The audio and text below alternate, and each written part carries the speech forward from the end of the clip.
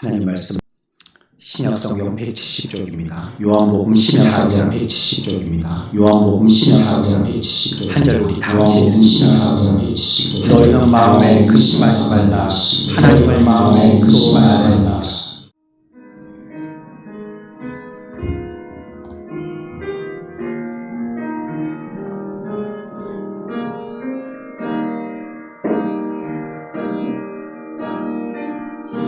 지으신 나무 위에서 마지막 숨을 쉬신 분, 눈물도 고통도 죽음도 우리 위해 견디신 예수를 깊이 생각합니다.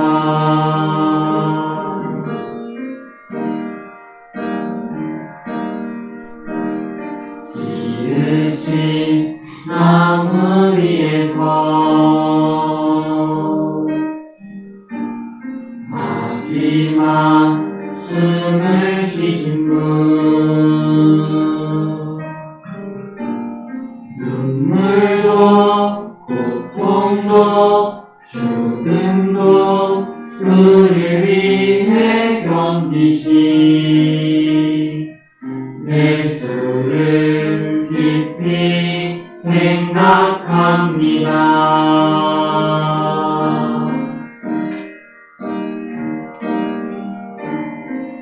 무례한 함성 속에서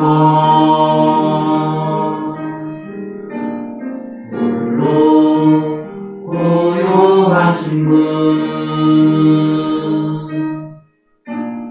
죄인오라 부르신 원수도 포기 않으시는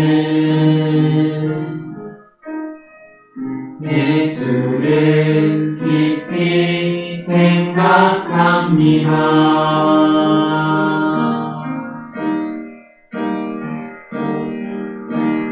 오 예수님, 당신의 사랑이 얼마나 큰지, 오 예수님, 당신의 용서가 얼마나 큰지 생각합니다. 갚을 수 없는 은혜 주신 주,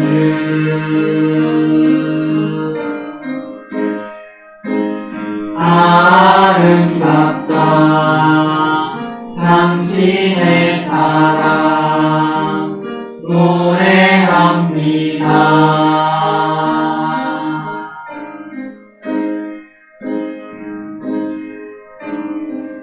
무례한 함성 속에서 홀로 고요하신 분, 죄인오라 부르신 원수도 포기 원수도 포기 원수도 포기 원수도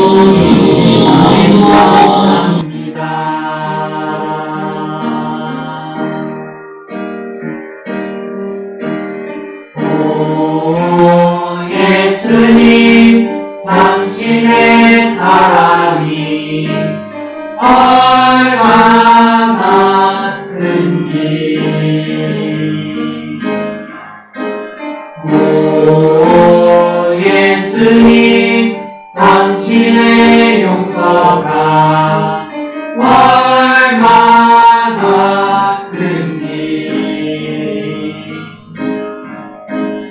오 예수님, 당신의 사랑이 얼마나 큰지,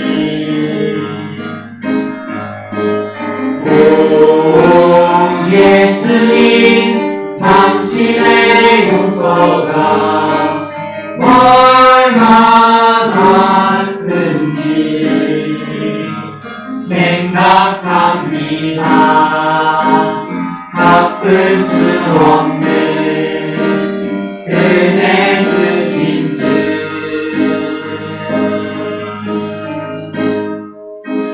아름답다 당신의 사랑 노래합니다.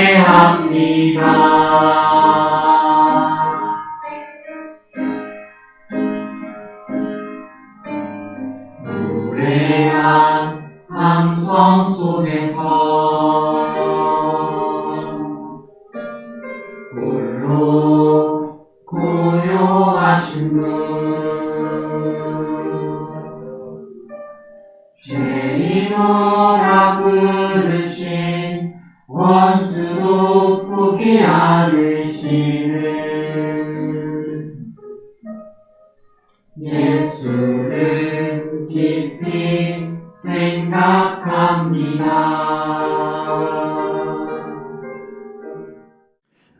오늘의 말씀은 지난주의 본문과 같은 말씀이고요. 그 배경은 지난주에 제가 설명을 드려서 오늘은 생략하고 지나갑니다.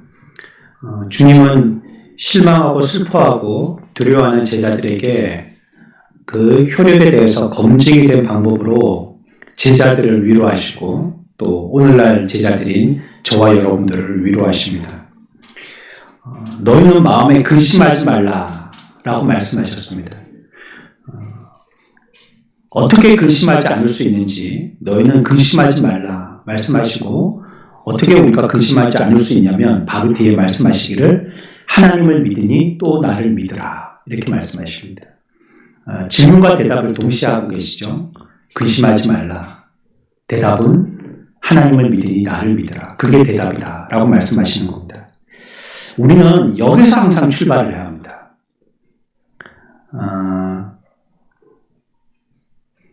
우리의 관심이든지 성경의 관심은 우리가 평안을 얻는 게 아니라는 거예요. 그러니까 우리가 관심을 기울이고 우리가 신경 써야 될 것이 평안이라는 그 목적이 되어서는 안 된다는 것입니다. 만약에 그렇다면 대답하실 때에 평안에 대해서 말씀하셨겠죠. 그런데 근심하지 말라를 말씀하시고 그 뒤에 대답하실 때는 평안에 대한 설명을 하신 것이 아니고 믿으라라고 말씀하신 것입니다. 훨씬 더 중요한 게 있는 것이죠. 우리가 첫 번째 할 일이 우리에게 있는 근심을 제거하기 위한 어떤 방법에 돌입하는 게 아니고 먼저 우리들이 해야 될 일은 뭐 하는 거라고요? 믿는 것이라는 거예요. 믿는 것. 이게 우리가 첫 번째 해야 될 일입니다. 환자들이 대부분 그렇지 않습니까? 병 자체에 대한 관심보다는 어떻게든지 내게 나타나는 이 증상에 관심을 기울입니다. 환자가 바라는 것은 어떻게 해서든지 환자가 바라는 것을 가라앉히는 거예요. 어떻게 해서든지 환자가 바라는 것을 가라앉히는 거예요. 약을 주든지 아니면 아예 그냥 잠재워 버리든지 근원적으로 수술해서 치료를 하든지 어떻게든지 지금 내게 나타나는 이 불편한 증상들 이걸 없애길 원하는 마음으로 그래 병원을 첫 발을 딛고 그리고 치료를 요청하죠. 만약에 자꾸 병원을 찾아갔는데도 그 증상이 없어지지 않으면 이 병원 못한다 그러고 병원을 옮겨버립니다.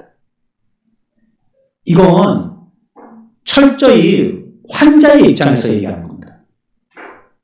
아픈 사람, 나의 입장에서는 지금 이 아픔이 가장 큰 문제니까 이 문제를 없애려고 그래 발부둥 치는 것이죠. 하지만 이게 위험할 수 있습니다. 머리가 아프다고 머리 아픈 통증 그 자체만을 없앤다든지 어깨가 아파서 어깨가 아픈 그 통증 자체만을 없애다가 우리가 정말 그 몸에 통증이 있게 되어지는 원인을 규명하지 못하고 증상만 누그러뜨리다가 참 원인을 치료해야 할 시기를 놓쳐버릴 수 있기 때문입니다.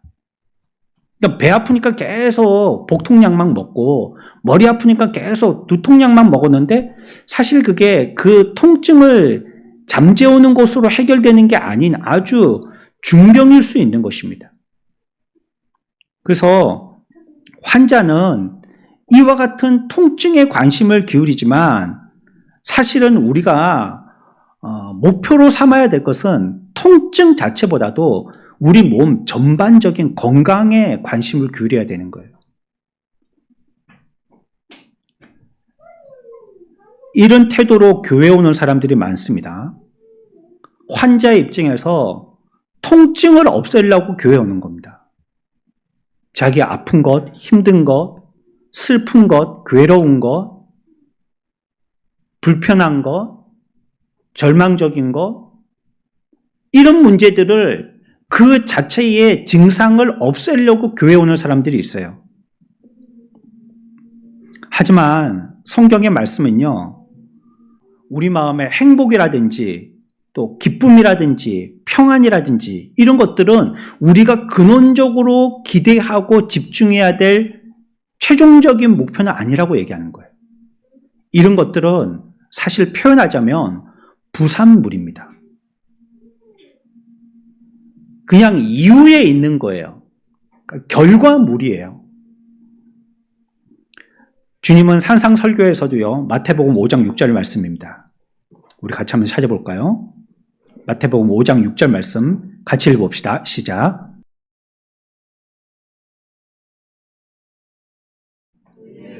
아멘.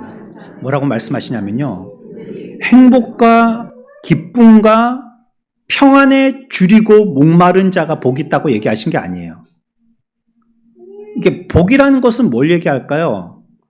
이걸 현대적인 표현으로 하면 행복이라는 말로 바꿔 쓸 수가 있는데, 우리가 오늘날 나는 행복한가?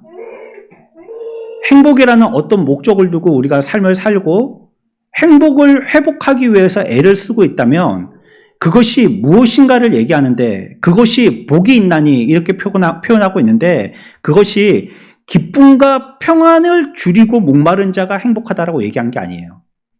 어떤 자가 행복하다고 얘기했어요? 의에 줄이고 목마른 자가 행복하다고 했어요. 그러니까 목표를 둬야 될 거는 의라고 얘기하고 있는 거예요. 의. 그 사람이 행복해진다는 거예요. 다시 말하면 행복, 기쁨, 평안 자체를 목적과 목표로 삼는 사람은 절대로 그것을 못 얻는다는 겁니다. 문제 해결 자체를 목표로 삼는 사람은 문제 해결 안 된다는 뜻입니다. 내가 그냥 행복하고 기쁨이 있고 즐겁고 예전에 최고로 기뻤을 때, 최고로 즐거웠을 때, 그때를 회상해 가면서 지금은 너무 극심한 낙심과 그런 형편의 처지에 처해 있어서 너무 견디기가 힘들기 때문에 그때로 다시 돌아가려고 하는 이것이 목표가 되면 그거 목표한 것은 얻지 못한다라고 얘기하는 거예요. 의의 주된 목적으로 삼아서 그 의를 오늘 성경이 우리들에게 표현하시는 것처럼 줄이고 목마르다고 표현할 정도로 관심을 기울여야지 행복해진다는 거예요. 의에 주안점을 둬야지 행복해질 수 있다는 거예요. 의가 우리의 목표가 되었을 때 그것이 그 사람이 복받게 된다라고 성경은 얘기하고 있는 것입니다. 그래서 의에 줄인 자가 복이 있다는 거예요.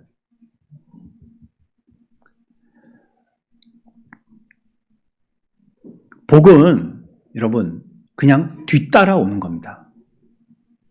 기쁨, 즐거움, 우리가 최종적으로 추구하고 있는, 내가 기대하고 있는 그런 소망은 어쩜 부산물과 같이 뒤쫓아오는 거예요. 그게 최종 목표가 되어서는 안 된다는 거예요. 그래서 우리가 금방 읽었던 마태복음 5장에서도 먼저 의를 얘기하고 있어요. 의를. 의에 줄인 자가 되라. 의에 목마른 자가 되라. 오늘 우리가 읽었던 본문에서도 먼저 믿으라라고 얘기하고 있는 거예요. 우리가 잘못해서 이 문제, 증상, 그냥 통증, 이것만을 해소하려고 거기에 몰두하다 보면 정말로 근원적인 문제는 해결되지 않는다. 이거 다람쥐 쳇바퀴 돌듯이 조금 지나면 또 똑같은 상황은 도래하게 된다. 이런 양태, 저런 양태, 모양은 조금씩 바뀌더라도 이때, 저때, 시기는 조금씩 다르지만 그런 비슷한 거 또 찾아온다. 왜요? 자꾸 표현만 좋게 하려고, 통증만, 증상만 완화시키려고 계속 타이레놀 먹고 있었다는 거예요. 병원은 무서워서 못 가겠고, 의사 선생님이 진료하고 큰 병이라고 나한테 선고할까봐 그거 겁나서 못 가겠고, 그냥 약국 가서 타이레놀만 먹다 보니까는 그 근원적인 문제가 해결되지 않았다는 겁니다. 의에 줄이고 목마른 자가 복이 있지, 우리가 최종적으로 생각하고 있는 그런 어떤 목적 달성, 그것을 최종적으로 해결하려고 애를 쓴다면 똑같이 된다. 내나 마찬가지가 된다는 겁니다. 복음이 우리들에게 말씀하시는 참된 지혜를 여러분들의 힘으로 얻기를 축원합니다. 잘 들으십시오, 이 말씀을. 잠깐 해결할 수 있지만요, 우리가 내시경 한다고 수면 내시경 해봤지만 잠시 잠들잖아요. 그러나 그게 영원히 평안하게 잠드는 게 아니에요. 좀 이따 또 깹니다. 또 원래의 현실로 돌아와야 돼요. 또 깨야 되는 거예요. 우리가 세상에 주는 위안제로 복인 줄 착각하거나 속아 넘어가서는 안 됩니다. 여러분들이 복 받기를 원한다면 의에서 출발하십시오. 내가 지금 의에 대한 부분에 어떤 위치에 있고 어떤 자세로 임하는지 그것부터 확인하십시오. 복만 달라고. 아니, 내 호주머니가 지금 뚫려 있는데 아무리 복을 쑤셔 넣어봤자 이게 복이 담기겠어요? 아니면 아무리 귀한 음료나 양식이 준다 할지라도 내 그릇이 지금 지저분한 오염된 그릇이라면 그거 맛있는 거 또 시원한 거 아무리 부어봤자 그게 무슨 소용이 있겠어? 먹지도 못하게 될 텐데. 그래서 성경은 뭐라고 얘기하냐면 하나님을 믿으니 또 나를 믿으라. 우리 같이 해봅시다. 하나님을 믿으니 또 나를 믿으라. 이것이 궁극적인 우리들에게 해결해 주시는 그러한 최종의 방법임을 여러분들이 믿으시기 바랍니다. 하나님을 믿으니 또 나를 믿으라 라고 얘기하고 있습니다. 성경은요, 우리가 세상에서 어떤 삶을 살고 있고 어떤 형편에 처해 있는지 보기 전에 하나님과의 나와의 관계부터 보라는 거예요. 우리가 믿으라라고 얘기하고 있으니까요, 어떤 관계인지 보라는 거예요. 내가 지금 어떤 형편에 처해 있는지 보라는 것입니다. 세상이 사실 이와 같은 상황이 되어진 게 왜일까요? 세상에 있는 많은 사람들이 지금 이와 같이 분주복잡하고 무질서하고 죄가 난무한 이런 시대에 이런 상황에 처해져서 이렇게 살고 있는 이유가 무엇입니까? 행복 그 자체를 바로 얻으려고 하기 때문입니다. 그거 평안, 즐거움, 만족, 안시 그걸 자체를 얻으려고 하기 때문이에요. 그러니까 매우 즉흥적이고 즉각적인 방법을 쓰려고 하는 겁니다. 아주 극단적으로는 약을 쓰기도 하죠. 그래서 아예 그냥 잊어버리도록 그 약을 맞으면 스르륵 잠이 들든지 아니면 기분이 극도로 좋아지고 흥분해지든지 아니면 근심 걱정이 없이 사람이 슬 깔아주고 다운되든지 극단적인 방법을 쓰기도 하고 왜? 최종적으로 그것이 나의 목표이기 때문에 그것 자체를 해결하려고 하기 때문입니다. 그냥 말초적인 기쁨을 얻기 위해서 말초적인 그런 삶을 사는 거죠. 그냥 돈 있으면 히히 좋고 돈 없으면 풀 죽어서 세상이 무너진 사람처럼 낭망하고 절망하고 뭐가 되면 아이고 너무나 기분 좋고 뭐가 안 되면 하나님에게서 완전히 단절된 사람처럼 저 지옥에 갔다 온 사람 사색이 돼 있고 이거 우리가 하나님 앞에서 하나님과의 관계가 내가 어떤지 그거부터 먼저 봐야 돼요. 그러니까 세상은 그거 해결한다고 또 여기 모여갖고 회의하고 또 그 사람들끼리 무슨 조직을 만들어서 또 의논하고 또 대통령 모아서 또 회의하고, 강요 모아서 회의하고, 각 부별로 또 회의하고, 뭡니까? 현상들을 해결하겠다는 겁니다. 그거.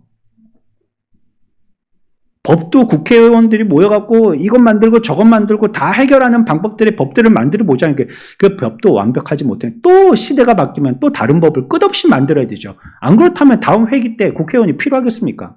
지금 만든 법이 완벽할 것 같으면 더 이상 법을 만들 게 없는데 국회의원들이 뭐가 필요해요? 근데 그렇지가 않잖아요. 끊임없이 만들어야 되잖아요. 왜요? 우리가 현상에 치중하기 때문이죠.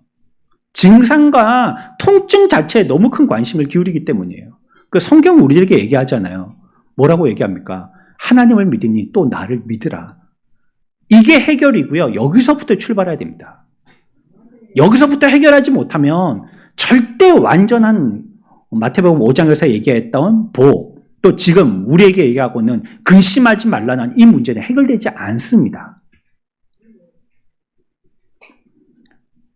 하나님과의 나와의 관계가 어떤지 그거부터 살펴보세요. 내가 어떤 어려움을 당하고 있든지 간에, 어떤 절망에 처했든지 간에, 내 형편이 얼마나 지금 풀이 죽어 있든지 간에 지금 하나님과의 나와의 문제, 이게 먼저 이게 조금 시간이 걸릴지 모르지만 이걸 먼저 푸는 게 우리 몸을 전체적으로 건강하게 만드는 거예요. 그러면 말이에요, 성경이 오늘 우리들에게 하나님을 믿으니 또 나를 믿으라라고 2번씩이나 반복하고 얘기하고 있으니까요. 믿는 게 뭔지를 생각해 봐야 됩니다. 우리가 그냥 믿는 걸 추상적으로 하나님은 그냥 믿는다, 있는 걸 믿는다, 이것만을 얘기하는 건 아니지 않겠어요? 먼저 믿는다는 건요, 우리가 마음에 반대로 생각해 본다면요, 우리의 마음에 근심하고 좌절하고 실망하고 있다는 것은 성경이 우리들에게 제시한 믿음대로 못 산 겁니다. 근심하지 말라 하고 하나님을 믿으니 나를 믿으라라고 얘기했기 때문에 근심하는 사람은 하나님을 믿고 나를 믿으면 문제가 해결된다는 뜻이죠. 그런데 내 마음에 여전히 근심이 있고 걱정이 있다면 하나님을 믿고 나를 못 믿었다는 뜻입니다. 하나님과 주님을 못 믿었다는 뜻이죠. 그러니까 믿음에 고장나면 근심하고 걱정하게 됩니다. 자신의 모습을 보거나 장래를 보거나 우리 인생에 닥친 불행이나 여러 사건으로 마음의 평정을 잃을 때 근심하는 것이고요. 그건 못 믿은 것입니다. 히브리서 11장에 보면 믿음의 영웅들이 많이 나타나는데 이들이 보면 어떤 일에서든지 평안과 기쁨을 잃지 않고요, 그들이 갖고 있는 그 행복을 깨트리지 않는 것을 보게 됩니다. 영웅답죠. 믿음의 조상답죠. 근데 우리가 좀 왜 그렇게 됐을까? 의구심을 좀 가져야 되지 않겠어요? 우리가 배워보려면.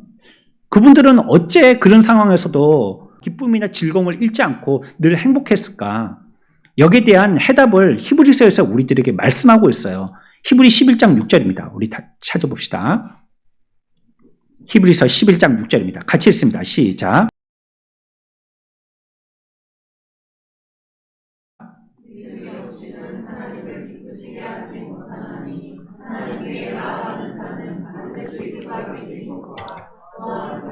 아멘. 그러니까 우리들이 먼저 믿는 것이 필요하다는 거예요. 믿는 것.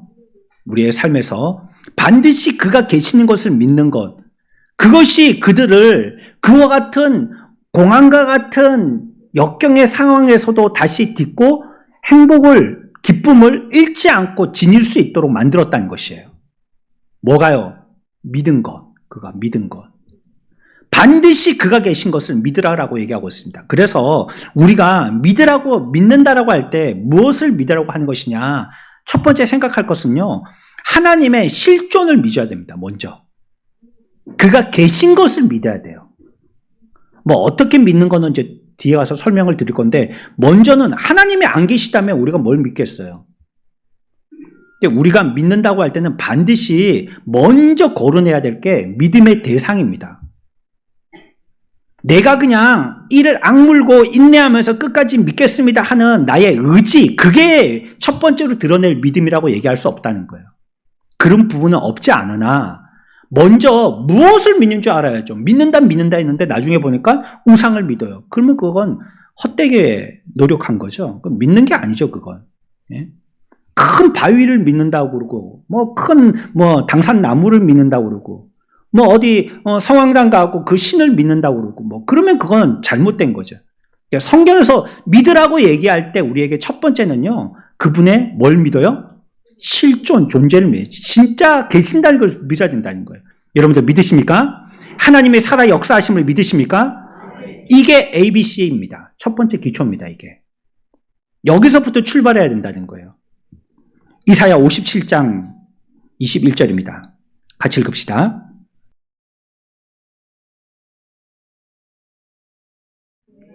아멘. 뭡니까? 악인이란 말은요, 믿지 않는 사람이다, 이 뜻입니다. 믿지 않는 사람. 믿지 않는 사람은 뭐가 없어요? 그렇죠. 그러니까 오늘 요한복음 14장 1절 말씀과 연결되어지고 또 하나의 키를 주시는 거예요. 그러니까 안 믿으면 뭐도 없어요? 평안도 없어요. 그러니까 요한복음 14장 1절 말씀과 같이 뭘 하게 돼요? 근심하게 되는 거죠. 평안이 없으니까 근심하게 되잖아요. 우리가 하고 있는 대부분의 근심은 학자들에 의하면 잊지 않을 장래에 쓸데없는 근심들이 대부분들이래요.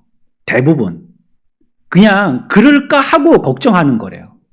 그러니까 믿지 않으니까, 하나님의 실존 자체를 믿지 않으니까 그 사람의 마음을 어디에 두겠어요? 배가 저 대양 한가운데 떠왔는데 닻을 내리고 고정을 시켜놔야지 바람이 파도가 불어도 흔들리지 않고 그 자리를 유지할 텐데, 시동은 꺼갖고 물 위에 띄워놨는데 아무것도 고정시키는 게 없어요. 그러면 조류에 그냥 흘러가는 거죠, 배는. 우리가 아무것도 믿고 있지 않고 그냥 세상 가운데에서 그냥 내 마음 그냥 건사하고 그냥 좋은 생각이 나고 지난주에 생각했던 것처럼 외면한다든지 아니면 즐거운 생각을 한다든지 아니면 아예 생각 자체를 없앤다든지, 그렇게 하면 없어질 줄 알았는데 그게 안 된단 말이에요. 믿지 않는 것은 성경은 악한 거라고 얘기하고 있고, 그렇다면 우리에게는 뭐가 없어요? 금방 여기에서 뭐라고 말씀하셨어요? 평강이 없다는 거예요.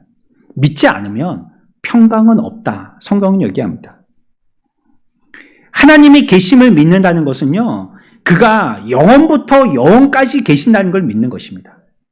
영원히 계심을 믿는 거예요. 우리는요, 하나님의 계심에 대해서 여러분들이 짐작하는 게 아니에요. 여러분들이 하나님의 계심을 증명해낼 수 없습니다. 증명이라는 것은 증명해야 될 그 부분보다도 더 높은 지식을 갖고 있을 때 증명할 수가 있는 겁니다. 개미가 사람을 증명할 수 있나요? 못해요. 그만한 지식이 없기 때문에요. 그러나 사람은 개미를 연구할 수 있어요. 왜냐하면 개미보다 더 지능이 있거든요. 우리가 하나님을 증명한다면요, 우리가 하나님보다 지혜가 더 있어야 됩니다. 근데 우리가 그게 안 돼요. 그러니 우리가 하나님을 증명하고 하나님을 이해하고 하나님께 대해서 우리가 바르게 깨닫기 위해서는 절대적으로 성경을 의지하여서 계시로 보여주시는 것 말고는 없어요. 우리가 짐작해서 하는 거는 전부 인간 소리입니다. 하나님이 발이 달렸다, 하나님이 손이 달렸다. 성경에 그런 표현이 있긴 한데요. 그건 그냥 표현이에요, 표현. 은유적인 표현이에요, 그냥. 진짜 하나님이 그 힌두교 신처럼 손이 여러 개가 달렸고, 눈이 여러 개가 달렸고, 그건 그냥 표현에 불과한 거예요. 그렇다는 게 아니에요. 성경을 의지해서 알아야 되고요. 하나님은 영원부터 영원까지. 그러니까 하나님에게는요, 시초라는 건 없어요. 출발도 없어요. 그럼 언제부터요? 그건 우리가 몰라요. 그러니까 영원 전부터 이렇게 표현하는 겁니다. 우리의 어휘가 그런 한계가 있기 때문에 더 이상을 표현할 방법이 없어요. 뭐라고 얘기하겠어요? 그러니까 이 모든 것들이 생기기 전부터 계셨고, 언제까지 계시느냐? 모든 것들이 이후에까지, 망한 이후에까지라도, 우리는 그 이유는 모르지만 그때까지 계신 분이다 해서 성경은 영원부터 영원까지 계신다라고 얘기하는 거예요. 첫 번째, 우리가 하나님을 믿으니 또 나를 믿으라 할 때 믿는다는 건 첫 번째 뭘 기억해야 돼요? 그분의 실존을 믿어야 된다. 존재 자체를 믿어야 된다는 것이고요. 두 번째 우리가 믿어야 될 것이 있습니다. 그건요, 그분의 힘과 능력을 믿는 것입니다. 하나님의 힘과 능력을 믿으시기 바랍니다. 이걸 우리가 믿는다라고 표현하는 겁니다. 우리가 믿는다라고 얘기할 때 이런 의미가 포함되어 있는 것입니다. 하나님은요, 전능하세요. 믿으세요? 그걸 믿어야 된다는 거예요. 이번에 이제 성경 공부 종강했죠? 끝났죠? 오늘까지 합니까? 오늘까지 합니까? 네. 신문 했습니까? 네. 여러분들 신문 배우신 분들, 거기 보면 하나님의 속성들이 있잖아요.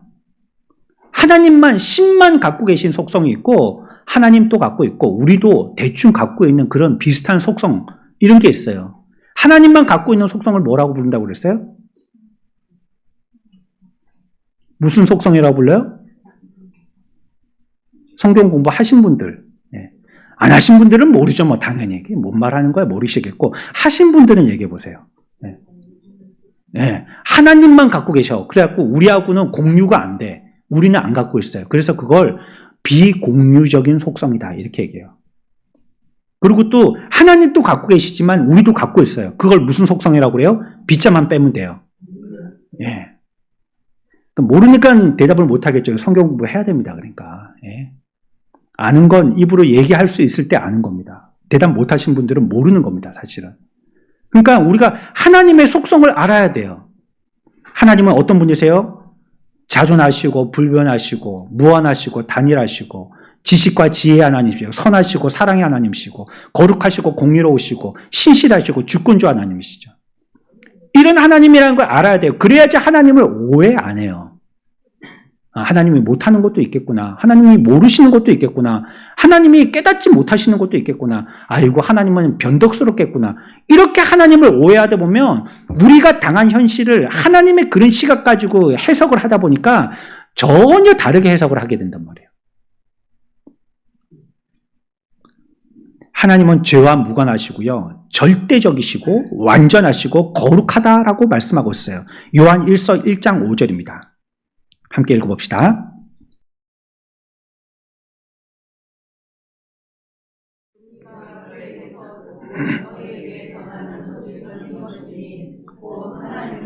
아멘. 하나님은 뭐라고요? 빛이시다. 그에게는 뭐가 없어요? 어둠이 하나도 없다는 겁니다. 그 어두운 면이 없다. 하나님은 막 궁색하게 한다든지 뭐 속삭여서 한다든지 대충 하든지 뭐 우리끼리 뭐 작당을 해서 한다든지 술수 뭐 이렇게 한다든지 이렇게 하지 않아요. 하나님은 빛이시라는 거예요. 환하게 많은 사람들이 다 알게 하신다는 거예요. 하나님은 만물의 주인이셔요. 우주가 어쩌다 생겨난 것이 아니에요. 진화론 자들이 얘기하는 설명을 들어보면요, 어쩌다라는 말을 많이 씁니다. 어쩌다가. 어쩌다가 그렇게 뭐 인류가 생기는 것도 아프리카에서 기원을 하는데 어쩌다가 생겼대요. 어쩌다가. 그래 사람은 수렵을 하고 사냥을 하다 보니까 두 발로 걷게 됐고, 침팬지는 우리하고 거의 DNA가 98% 일치하는데 걔네들은 과일만 따먹다 보니까 네 발로 걷게 됐다는 거예요. 그러면 우리가 계속 침팬지를 데리고 두 발로 걷게 훈련을 시켜보는 거예요. 그러면 한 세대쯤 지나가지고 걔가 나한테 말을 시키고, 챙겨갖고 너 이거 뭐 휴대폰 챙겨가라고 나한테 말을 시키고, 모르는 문제도 풀어주고 이래야 될 거 아니에요. 근데 그건 전혀 다른, 침팬지와 사람은 전혀 다른 거. 근데 그 연결고리를 어떻게 해서든지 이어보려고 우연찮게 그렇게 됐다는 거예요. 우주도 우연찮게 그렇게 됐고, 어찌어찌 하다 보니까, 아니, 해골, 화석, 뼈, 그게 얼마 된지도 정확하게 모르는데, 그거 뼈다귀, 두개골 뼈다귀, 그거 하나 가지고 그게 우리의 인류의 조상이라는 거예요. 뼈다귀. 예? 갈비탕 먹으면 뭐 골피채 그런 거 나오잖아요. 뼈다귀. 그거 하나 보고 이게 우리의 조상이라는 거예요. 예? 하나님은 우주의 만물이시고 우주를 지으신 천지의 주제시다라는 걸 성경이 얘기해요. 그러니까 설계도 하나님이 하셨고 만드신 것도 하나님이 만드셨어요. 하나님을 믿으라는 말씀에 이러한 의미가 담겨 있다는 거예요. 하나님은 모든 것을 하실 수 있는 힘이 있으시고 모든 것들이 거치지 아니하고 능숙하게 수월하게 하실 수 있는 그분에게는 실력이 있으신 거예요. 능력이 하나님이시다라고 얘기하고 있는 것입니다.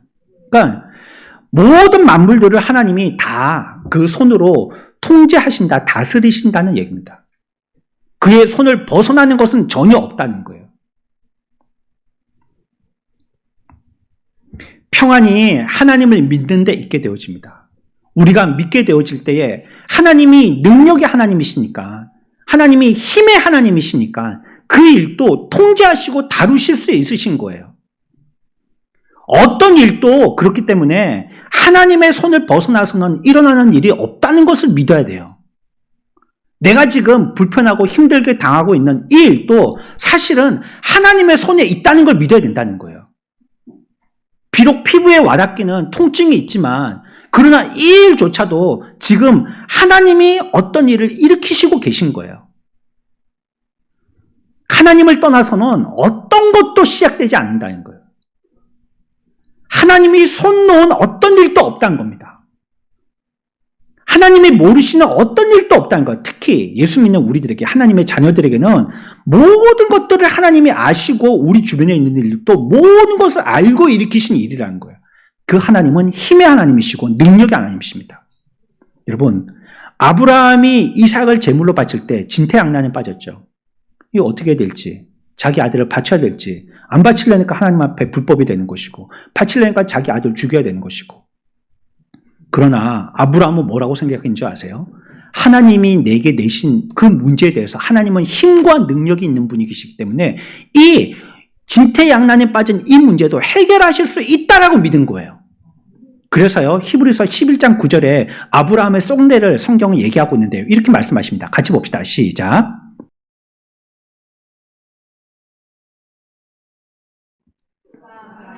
아멘. 뭐라고 얘기하고 있어요?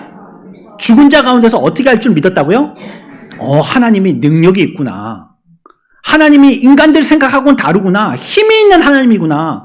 우리는 바치면 죽고 안 바치면 불법이고 이렇게만 생각했는데, 양극단만 생각했는데 하나님은 그렇게 하지 않더라는 거예요. 일단 죽여. 근데 어떻게 해요? 다시 살릴 줄 믿었다는 거예요. 하나님은 실력의 하나님이시구나. 하나님은 능력의 하나님이시구나. 그걸 아브라함이 믿었다는 것입니다. 또요, 마리아가 묻습니다. 어떻게 이런 일들이 일어납니까? 난 처녀인데 내가 어떻게 아이를 가질 수 있죠? 내가 지금 약혼은 했지만 남자를 모르는 사람인데 어떻게 내가 아이를 가질 수 있죠? 이렇게 얘기합니다. 난 처녀입니다 얘기합니다. 그 천사가 얘기합니다. 뭐라고 얘기하냐면 누가복음 1장 37절입니다. 같이 봅시다. 아멘. 믿으시기 바랍니다. 이게요, 복음 전체와 그 복음이 주는 마음의 평안이라는 문제의 핵심입니다. 하나님은 어떤 하나님이세요? 능하지 못하심이 없는 하나님이시라는 거예요. 그 저와 여러분들 가운데 형편, 여러분들이 왜 근심하죠? 왜 걱정하죠? 왜 이러지도 저러지도 못하고 맨날 실망하고 있죠? 하나님이 능하신 하나님이심을 못 믿기 때문이에요. 이러다가 내 죽을 줄 알겠는 거예요, 그냥. 내가 이제 폭삭 망할 줄 알고 우리 가족은 이제는 끝났다라고 생각되어지든지 내 인생은 이번 인생은 망쳤다라고 생각하든지 그렇게 생각하는 거예요. 근데 복음은 우리들에게 뭐라고 얘기합니까? 마음의 평안을 주는 이 문제에 대해서 뭐라고 얘기합니까? 하나님은 모든 말씀은 능하지 못하심이 없느니라 라고 말씀합니다. 다 하실 수 있는, 누가요? 하나님이 그렇다는 거예요. 그걸 뭐 하라고요? 믿으라는 겁니다. 이게 우리의 마스터키예요. 어떻게 즐겁지? 어떻게 기쁘지? 이 문제 어떻게 해결하지? 저 문제 어떻게 하지? 그러다가요, 또 타이레놀 찾는다고, 또 타이레놀. 또 약상자 뒤져가지고, 먹다가 남은 저 구석에 한 알이라도 떨어진 거 없네. 그거 찾는단 말이에요. 그러지 말고 어떻게 하라는 거예요? 하나님을 믿으라 하는 거예요, 하나님을. 그분이 못하시는 일이 없으니까, 모든 일들에 다 능하시니까 그분을 믿으라고 얘기하는 겁니다. 이것이 우리가 우리의 마음의 평안과 문제와 해결하고 새로운 위로를 회복할 수 있는 근원적인 문제라고, 근원적인 방법이라고 성경은 얘기하고 있는 거예요. 세 번째 우리가 믿어야 될 게 있습니다. 뭘 믿어야 되냐면요, 그가 하시는 말씀도 믿어야 돼요. 첫 번째 뭘 믿어요? 그분의 존재하심. 두 번째는요, 그분의 힘과 능력. 세 번째는요, 그의 말씀을 믿어야 됩니다. 하나님의 말씀을 믿어야 되는 거예요. 세상은요, 하나님이 그냥 방치해 놓으신 게 아니에요. 야, 이 세상에 어떻게 이렇게 굴러가노? 그 말을 보세요. 굴러간다는 거예요. 뭐예요? 마치 경사지에 손을 놓친 수레처럼 그냥 굴러가 버린다는 거예요. 이게 성경적이지 않은 표현입니다. 하나님은 그냥 손 넣어가지고 이거 어떻게 하면서 막 내리막길에 굴러 내려가는 그 수레를 잡으려고 떼어 내려가는 그런 인생이 아니라는 거예요. 우리 인생은 하나님이 다 컨트롤하고 계시요. 전부 다 하나님이 쥐고 계신다는 거예요. 하나님께서 이 세상의 삶을 염려하시고요. 우리가 해야 될 그 염려를 대신하시고 그분이 직접 우리의 모든 삶을 개입하고 계세요. 그 여러분들은 지금 혼자 그 일을 다른 집들은 다 그래 잘도 살더만 깨놓고 보면요 비슷합니다. 그 옆집 아저씨가 훨씬 멋있어 보이지만 우리 남편이랑 비슷하다고요. 그 마당 나올 때만 멋있게 넥타이 메고 나와서 그렇지 비슷하단 말이에요. 우리 집에 있는 우한 그 사람들은 없고 맨날 뭐 행복한 집인 것 같고 우리만 맨날 이런 것 같죠. 안 그렇습니다. 하나님이 그 모든 것들, 그 사람들 속속들이 무슨 문제와 어떤 염려를 가지고 어떤 삶에 어떤 형편에 어떤 코너에 몰려있는지 하나님은 다 그걸 알고 개입하고 계셔요 지금. 그리고 하나님이 죄에 잡혀 있어서 완전히 실망과 좌절 가운데 빠지려고 하는 사람들 붙들고 계신 겁니다. 하나님은 인간들을 불러서 두 가지를 제시하십니다. 한쪽은 복이고 한쪽은 저주입니다. 우리가 복을 받느냐 저주를 받느냐는 우리가 하나님의 방법과 계획대로 사느냐 그에게 순종하면서 사느냐 여기에 달려있는 겁니다. 그대로 하면 복이 되지만 그대로 하지 아니하면 우리에게는 복이 안 되고 저주가 되는 것입니다. 그 경계로 주신 것이 하나님의 말씀입니다. 하나님의 말씀을 주시면서 이대로 살아. 그러면 복이 돼. 네, 우리가 그 말씀을 외면했어요. 못 본 척, 못 들은 척 했어요. 그러면 그건 우리에게 저주가 되는 거예요. 이스라엘 백성들이 속박의 세월을 살았습니다. 하나님의 백성이면서요, 애굽의 노예로 살았던 것이에요. 하나님은 그들을 기적적으로 구해주셨고요. 그들에게 약속의 땅을 허락하십니다. 놀라운 선물을 그들에게 허락해 주신 것이죠. 그런데 그 땅에 들어가기 직전에 이스라엘 민족들에게 지장 찍으라고 하신 엄중한 말씀이 있습니다. 그 말씀이 바로 뭐냐면 내가 명하는 길로 행하면 복이다. 그러나 그렇지 않으면 저주를 받을 것이다 라고 얘기한 거예요. 이건 복으로 준 게 맞아. 이 땅은 너에게 복으로 준 거야. 근데 들어가서 복된 땅에서 어떻게 살아야 된다면 내가 말한 대로 그대로 행해. 그러면서 살아. 내가 말한 하나님의 말씀 그대로 행해. 그러면 복이야. 근데 그대로 행하지 않아? 그럼 복이 안 돼라고 말씀하신 것입니다. 이스라엘 민족들은 가나안 땅에서 복되게 영원하게 살았을까요? 안타깝게도 택하신 백성이지만 나중엔 땅도 잃고 성전도 잃고 열국에 흩어지게 됩니다. 그 말씀은 뭡니까? 주신 하나님의 말씀대로 안 산 겁니다. 땅은 복된 땅인데 들어가서 하나님의 말씀대로 살지 못했더니 그들에게 복이 못 됐다는 것입니다. 그러니까 우리가 믿는다면 뭘 믿어야 돼요? 하나님의 말씀을 믿어야지 그게 복이 된다는 거예요. 그게 우리의 근심이나 새로운 회복의 방법이 되는 거예요. 하나님은 지금도 말씀하세요. 오늘도 말씀하신단 말이에요. 하나님은 온 세상에 대해서요, 계획들을 갖고 계셔요. 그리고 그 계획을 천천히 이루어가고 계십니다. 만유에 계셔서 만사를 움직이시고 여러 사건들이 일어나도록 허용을 하시지만 하나님의 통제권을 벗어나게 하지는 않으십니다. 경계를 정하셨다고 경계를. 하나님이 한 번씩은 우리를 깜짝깜짝 놀라게 하시도록 그 경계를 풀 때가 있어요. 그때가 뭡니까? 화산 폭발, 쓰나미, 지진, 경계를 풀어버리시는 거예요. 근데 하나님이 딱 쥐고 계신단 말이에요. 딱 쥐고 계셔. 그래갖고 일렁일렁거리고 사람을 갖다가 막 삼킬 것 같지만 파도가 그거 이상은 못 넘어오는 거예요. 하나님이 경계를 정하셨거든요. 넘으면 안 돼.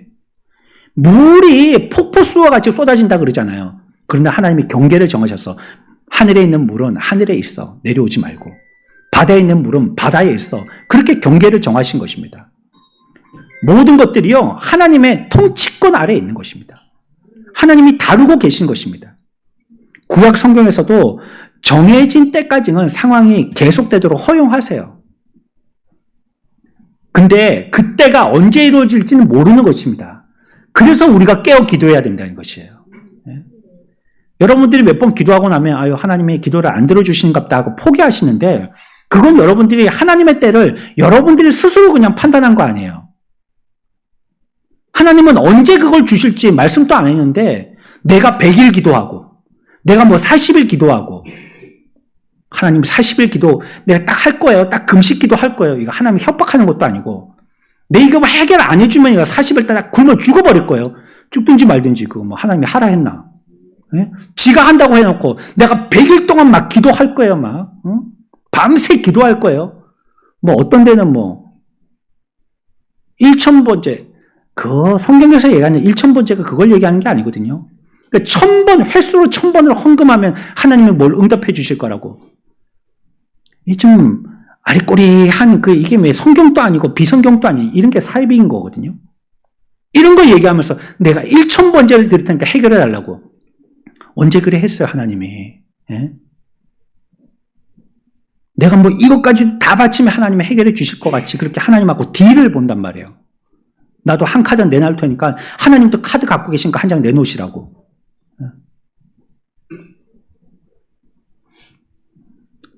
하나님의 때가 되면 하나님이 이루세요. 근데 아직 그 때가 안 되신 거고요. 나에게 가장 적절한 때를 이루실 건데 그렇다고 정체되어 있는 건 아니라는 거예요. 그 일이 지금 이루어져 가고 있어요. 그리고 우리가 화들짝화들짝해서 자꾸 엉덩이를 덜썩거리니까 문제를 일으킨단 말이에요. 좀 가만히 좀 있어라. 엄마들이 그러잖아요. 예? 공부하는 놈 보면 앉아가지고 진득하니 공부 못하고 10분 있다가 화장실 가고 10분 있다가 엄마 볼펜 못 봤어요. 지 공부하는 볼펜을 왜 엄마한테 찾아? 예? 엄마 과일 뭐 두세 장 읽지도 않고 뭐 그러고 나 좀 머리 좀 식히고 올게요. 책은 10분 보고 뭐 산책은 1시간 하다가 오고 예? 좀 진득하게 있어라 좀. 뭐 글자가 머리로 들어가려면 시간이 필요하지 않냐. 우리가 하나님의 일을 할 때도 마찬가지 아니에요. 하나님이 일하실 시간을 좀 드려야 될 거 아니에요. 예? 내가 그 유효기간 끝나는 쿠폰처럼 며칠까지 이거 해주셔야 돼요. 뭐 이거 유효기간 끝나면 이거는 소멸이에요 이제. 기프트콘처럼 이거 이제 다 끝나는 거예요 이거. 연장 또 안 시킬 거예요. 이거 끝나는 거예요. 하나님 앞에 협박을 하고. 하나님은 일하고 계시니까요. 하나님이 일하시도록 내버려 두는 겁니다 좀. 근데 그 일이 속히 결정되어질지 이후에 결정되어질지 모르는 것이고 어떤 모습으로 이루어질지 모르는 것입니다. 우리가 안 된다고 단정지어서는 안 되는 거예요. 뭘 믿으라는 거예요? 하나님의 말씀 믿어라. 순종하면 복이나 불순종하면 저주가 된다. 이스라엘 구약시대에 그들에게 약속의 땅에 들어갈 때 하신 말씀입니다. 믿으라. 하나님을 믿으니 나를 믿으라. 그 말씀입니다. 네 번째 우리가 믿어야 될 게 있는데요. 약속을 절대적으로 믿는 겁니다. 말씀을 믿고 말씀하신 그 약속은 절대적이라는 걸 믿어야 된다는 거예요. 이건 상황이나 형편에 따라서 바꾸는 게 아니에요. 야, 나라가 망하겠나? 이거 이렇게 하는 게 우리한테 유익이 되겠나? 아니, 우리가 예전에 한번 IMF 통해가지고 그런 걸 경험한 적이 있거든요. 은행도 망하더라 이런 걸 경험한 적이 있잖아요. 그러니까 또 망하겠네. 이게 반신반의하는 거죠. 그러니까 어떻게 하지? 그러니까 외국에 투자를 할까? 이런 마음들을 막 갖게 된단 말이에요. 그러나 하나님의 말씀은 약속하셨으면 변치 않으니 절대적으로 믿어야 된다는 거예요. 오늘 우리에게 주신 요한복음 14장 말씀하시기 전에 제자들에게 상기시킨 말씀이 있어요. 우리 한번 찾아볼까요? 마태복음 10장 29절과 31절입니다. 좀 떨어져서 읽어봅니다. 29절과 31절 함께 읽겠습니다.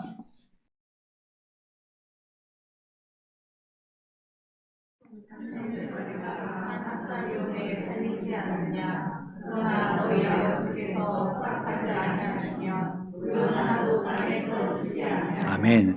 하나님이 허락하지 아니하시면 어떤 일도 일어나지 않는다는 거예요. 우리의 뭐까지도 세세요?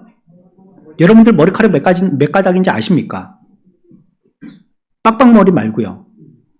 그 머리는 하나도 없으니까 뭐 셀 것도 없겠지만 머리가 있으시다면 그 몇 가닥인 줄 아세요? 여러분들 오늘 머리 감고 나올 때 그 하수구에 머리가 몇 가닥 빠졌는지 아세요? 몰라요 우리가. 근데 누구는 아세요? 하나님은 아신다는 거예요. 다 아신다는 거예요. 새가 날고 착륙하고 이거 하나님이 다 아신다는 거예요. 하나님이 다 다루고 계신다는 거예요. 우리는 수많은 사건, 사고들을 뒤집어 쓴 채 힘든 세상에서 살고 있습니다.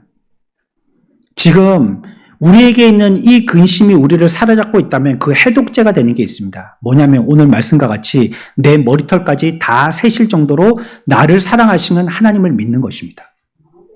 하나님이 내게 그렇게 관심을 가지시고 나의 모든 면들을 다 알고 있으니까 그런 면밀히 아시는 하나님을 절대적으로 믿는 겁니다. 이게 우리의 근심을 해소하는 방법입니다. 그러한 사소한 것까지 아실 하나님은 나와 나의 행복에 대해서도 깊이 관여하시고 염려하시는 거예요. 로마서 8장 28절입니다. 같이 봅니다.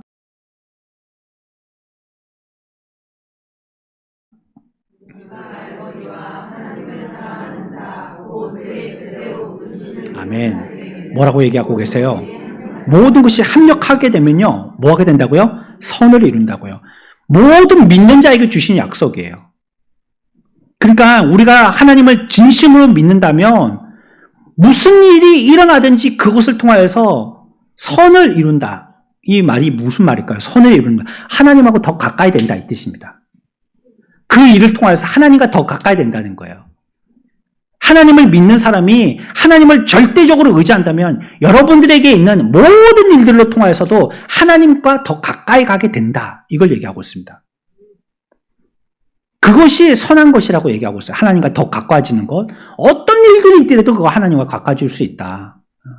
죽음이 찾아오더라도 그것 갖고 하나님하고 더 가까워질 수 있다. 예수님이 죽으시는 마지막 순간까지도 하나님께 대하여서 하나님은 못 보신 척 했지만 우주적인 모든 죄에 대한 책임을 예수 그리스도에게 지우시기 위해서 외면하신 척 했지만 예수님은 전혀 하나님께 대해서 그러면 나도 모른 척 할 거야 이러지 않으셨다는 거예요. 끝까지 하나님을 주목합니다. 죽음까지도 하나님께 대한 그의 신앙을, 하나님께 대한 우르는 그 소망을 꺾을 수가 없었던 것이죠. 그래서 그의 죽으심도 오늘 말씀과 같이 결론적으로 뭐가 됐어요? 로마서 8장 말씀과 같이 선이 된 겁니다. 선이 됐어요. 우리에게 구원이 됐다는 것입니다. 우리는요, 순탄할 때는 너무 쉽게 하나님을 잊어버려요. 하나님이 필요하다는 생각 자체를 안 한다는 거예요. 순탄할 때는. 돈 잘 벌고, 건강하고, 애들 말 잘 듣고, 뭐, 우리 회사 잘 돌아가고, 퇴사했는데 또 어디서 오시라고 하고, 그래서 거기서 오면 일하니까 별로 어렵지도 않았는데, 턱턱 내 은행에 그냥 잔고가 축축 쌓여가고, 근심할 것도 없고 친구들도 많고 그러면 하나님께 별로 간절해지지가 않는다는 거예요.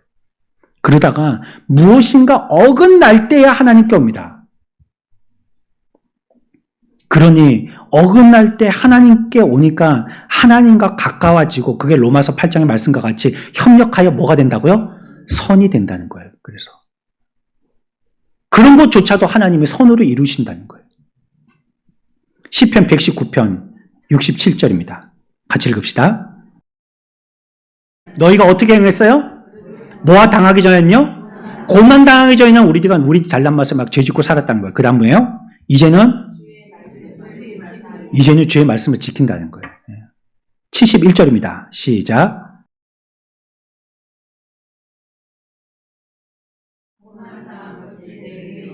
아멘. 하나님께서는요, 우리를 끌어당기기 위해서 징계하실 때가 있다는 겁니다. 우리를 멀리 내보내는 게 아니고 내치려고 하는 게 아니고 더 땡기기 위해서 어려움을 주실 때도 있다는 거예요. D.L. 무디 목사님에게 하나밖에 없는 아이를 잃은 비참한 심정을 갖고 있는 하나님을 원망하는 부모가 찾아왔습니다. 무디 목사님이 그 부모들에게 설명을 합니다. 양이 2마리가 있는데 이 양 2마리를 데리고 강을 건너려고 하는데 잘 되지 않은 거예요. 2마리가 다 강을 잘 건너려고 따라오질 않는 거예요. 그렇자 이 목자가 양 1마리를 붙들고 먼저 강을 건너갑니다. 그랬더니 다른 양도 금세 그 목자와 양 한 마리를 따라서 뒤따라 오더라는 거예요. 우리가 원체 어리석어서요, 하나님도 이 목자처럼 하셔야 될 때가 있습니다. 한 마리의 양과 다른 양이 떨어지는 아픔을 겪게 하신 때가 있단 말이에요. 그래가지고 한 마리만 데리고 달랑 강을 건너실 때가 있단 말이에요. 너무 아프죠, 그게. 너무 힘들죠. 이 부모가 자식을 잃었는데 그게 얼마나 아프겠습니까? 근데 그건 뭐 때문이에요? 나머지 한 마리 양을 이끌기 위해서 그러시는 겁니다. 하나님은 말씀하세요. 히브리 13장 5절에 내가 결코 너희를 버리지 아니하고 너희를 떠나지 아니하리라 말씀하십니다. 이건 약속이에요. 하나님의 그 약속을 의심하지 말고 절대로 믿으셔야 됩니다. 하나님이 우리들에게 주시는 일들을 오해하지 마십시오. 하나님이 심술쟁이 도깨비처럼 나를 힘들게 하려고 네 저번에 죄졌지? 맛 좀 봐라. 내가 당한 거 네한테도 갚는다. 이런 하나님이 아니고 그래서 앞에서 우리가 하나님의 속성을 배워야 된다는 거예요. 하나님의 속성 중에서 하나님은 나쁜 하나님 이런 게 어디 있어요? 선하시고 지혜와 지식이 하나님, 거룩하시고 전능하시고 무한하신 하나님, 신실하신 하나님, 그런 하나님의 악한 것이 어디 있어요? 그러니 그 하나님이 나에게 약속하신 우리에게 있는 이 형편도 결국은 선하게 이루려고 하시는 하나님의 뜻이라는 걸 믿어야 되는 거예요. 하나님의 약속을 믿어야 된다는 것이에요. 무슨 일이 생기든 무슨 일이 닥치든 하나님은 나를 떠나지 않겠다고 하시고요. 주께서 나를 도우신다라고 말씀하시는 것입니다. 마지막으로 한 가지만 더 생각하고 마칩니다. 다섯 번째 우리가 믿는다는 것은요, 우리의 모든 삶을 기꺼이 맡긴다는 것입니다. 뭐 한다는 것이라고요? 하나님께 모든 것들을 맡긴다는 거예요. 이거 맡길 때요, 어슬프레 맡기는 게 아니라 완전히 맡겨버린 겁니다. 기꺼이 맡기는 겁니다. 완전히 맡기는 거예요. 온전하게 맡겨버리는 거예요. 히브리 11장에 나오는 사람들처럼 말입니다. 그 사람들은요, 믿음에 그들의 인생을 걸었습니다. 한 발은 부두, 한 발은 배, 이렇게 하지 않았어요. 완전히 한쪽으로 옮겨버린 겁니다. 죽으면 죽으리라 하고 믿은 것입니다. 그들의 믿음은 그들의 인생의 모토가 되었습니다. 내가 이것 가지고 산다. 돈 없어도 살고, 자식 없어도 살고, 못 배워도 살지만, 하나님 없이는 못 산다. 내가 하나님께 전적으로 의지한다. 이렇게 살았다는 것이에요. 아브라함이 어떻게 출발하게 됩니까? 갈대아 우르를 성경은 정확하게 얘기하고 있는데요. 갈 바를 알지 못할 때 출발했다는 겁니다. 전적으로 맡긴 거예요. 그 인생이 어디로 갈지 몰라요. 계획하고 내비게이션 쫓아간 게 아니에요. 하나님이 이끄시는 대로 간 겁니다. 정처 없이. 하나님 앞에 내 인생을 완전히 맡겨버린 것입니다. 모세도 어땠습니까? 자기의 궁전, 특권, 지위 다 버려버렸습니다. 왜? 믿음으로 말미암아 하나님이 상 주실 것을 믿었기 때문이라고 얘기하고 있어요. 아니, 왕자를 버리고 세상으로 내려와서 천민이 되어지는데 그렇게 완전히 하락한 인생이 어디 있어요? 그러나 하나님 앞에 그 인생을 다 맡기고 그렇게 쫓았다는 것이에요. 이것이 시대를 막론한 성도들의 경험담입니다. 하나님을 믿는 것은 사실 좀 어려울 것입니다. 그래서 하나님 또 그걸 아시고 사람들 가운데 예수 그리스도를 보내신 것입니다. 그래서 오늘 본문에도 뭐라고 얘기하고 있습니까? 하나님을 믿어라. 어려워? 그렇다면 나를 믿어. 라고 얘기하고 있습니다. 주님이 이 땅에서 보여주신 것, 주님이 우리들에게 말씀하신 것, 주님이 우리들에게 약속하신 것, 주님이 오늘날 우리들에게 확증지어 주신 것, 그거 보고 믿으라고 얘기하고 있습니다. 이 시대 우리들이 원망하고 근심하고 걱정하고 불안해하고 좌절하고 매날 한숨 짓고 그렇게 있잖아요. 우리에게는 그 문제를 해결하는 것이 첫 번째가 될 것이 아니고 성경은 뭘 하라고 얘기하고 있어요? 믿으라는 거예요. 믿어. 믿음이 문제지 그 문제가 아니라는 거예요. 상황이나 형편이 문제가 아니고 믿느냐 안 믿느냐 그게 문제라는 거예요. 믿는다는 것은 실존을 믿어야 되고 또 뭘 믿어야 돼요? 뭘 믿어야 돼요? 하나님이 뭘 믿어야 돼요? 우리들에게? 하나님께서 우리들에게 보여주시는 이 모든 일들에 대해서 그분이 행하시는 어떤 일이라도 못하시는 일이 없으신 힘과 능력을 우리들은 믿어야 된다는 것입니다. 하나님을 믿는다는 것은요, 말씀도 믿어야 되고요, 또한 그분의 약속을 절대적으로 믿는 것이고요, 하나님을 믿는다는 것은요, 우리가 전적으로 그분께 내어 맡기는 것입니다. 그럴 때 우리에게 있는 그 고난, 또 우리가 위로받기를 원하는 그런 슬픔들, 이것이 하나님의 적절한 컨트롤로 인해서 다루어진다라고 성경은 얘기합니다. 이 시대를 살고 있는 우리가 어느 길로 가야 될까요? 믿음의 방향은 어떤 것입니까? 내가 지금 무엇을 해결하기 위해서 어디에 동분서주하고 있습니까? 믿는 자 되는 저와 여러분들의 복된 삶이 되시기를 축원합니다.